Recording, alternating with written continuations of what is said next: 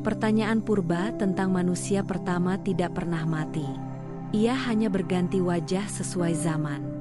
Hari ini, di era digital, pertanyaan itu muncul kembali dalam bentuk yang lebih beragam. Dan bagaimana manusia meresponsnya menunjukkan arah masa depan spiritualitas kita. Generasi muda adalah cermin pertama dari perubahan ini. Mereka tumbuh di dunia yang terbuka, di mana semua informasi ada di ujung jari. Jika dahulu bertanya, siapa manusia pertama, bisa dianggap tabu. Kini pertanyaan itu dengan mudah dilemparkan di forum daring, di ruang diskusi, bahkan di media sosial. Anak muda tidak hanya bertanya siapa manusia pertama, tetapi juga, apakah kisah dalam kitab harus dimaknai harfiah atau simbolik? Mengapa agama-agama berbeda memiliki cerita asal-usul yang tidak sama? Apakah sains dan iman benar-benar bertentangan? Atau keduanya hanya berbicara dalam bahasa berbeda? Sayangnya, keberanian bertanya ini sering dianggap berbahaya. Sebagian orang tua dan guru masih menjawab dengan dinding tembok, "Jangan bertanya macam-macam, nanti goyah imanmu." Padahal, bagi jiwa muda yang jujur, pertanyaan adalah tanda kehidupan. Menutup pertanyaan sama dengan memadamkan api pencarian yang justru membuat mereka semakin resah.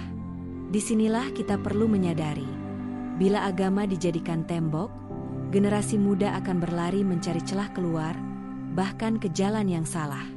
Tetapi bila agama dijadikan jembatan, pertanyaan mereka akan menjadi pintu kesadaran. Mereka tidak kehilangan iman, tetapi justru menemukan iman yang lebih dewasa. Politik dan agama sebagai alat. Wajah kedua yang muncul adalah politik. Sepanjang sejarah, agama sering dipakai sebagai alat legitimasi kekuasaan. Di banyak tempat hingga hari ini, penguasa menjadikan kisah suci sebagai alat kontrol. Pertanyaan eksistensial seperti, siapa manusia pertama, dijawab bukan untuk membimbing, tetapi untuk mengendalikan. Jawabannya disusun sedemikian rupa agar rakyat tunduk, agar stabilitas terjaga, agar kekuasaan tidak goyah. Dalam wajah ini, agama berubah menjadi penutup pertanyaan. Ia berhenti menjadi pemandu, dan mulai menjadi instrumen kekuasaan.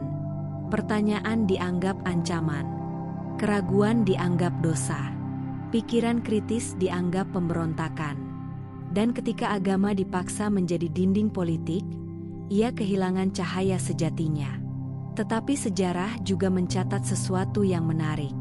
Setiap kali agama dipakai untuk menutup, selalu muncul arus bawah yang mencari jalan untuk membuka.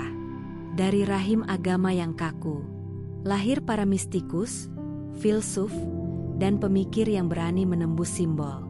Mereka sering ditentang, bahkan dihukum, tetapi mereka meninggalkan warisan yang jauh lebih abadi daripada para penguasa yang mencoba membungkam mereka. Fenomena ketiga adalah lahirnya spiritualitas alternatif. Banyak orang modern kecewa pada wajah agama yang kaku. Mereka merasa agama formal terlalu sibuk dengan aturan, terlalu sering dipakai untuk politik, dan terlalu cepat menghakimi pertanyaan. Maka mereka mencari jalannya sendiri.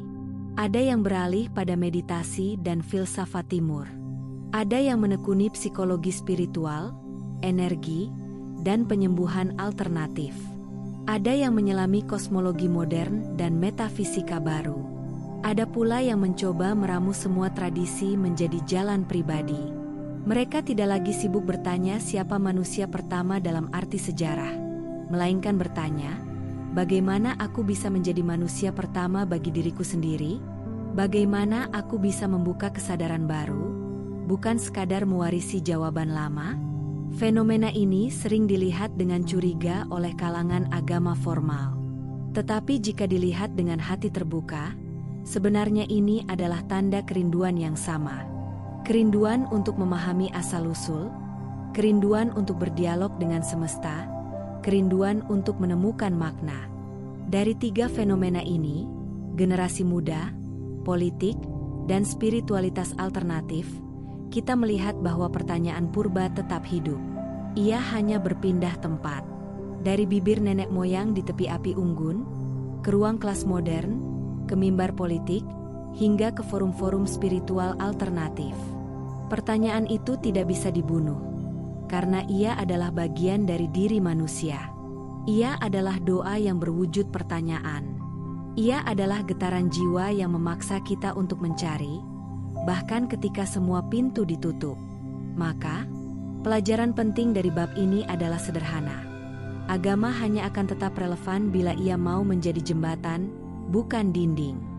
Bila ia memberi ruang bagi pertanyaan, bukan menutupnya. Bila ia menuntun dengan cinta, bukan menakut-nakuti dengan hukuman. Bila ia mengingatkan manusia bahwa pertanyaan bukan ancaman iman, melainkan jalan menuju iman yang matang.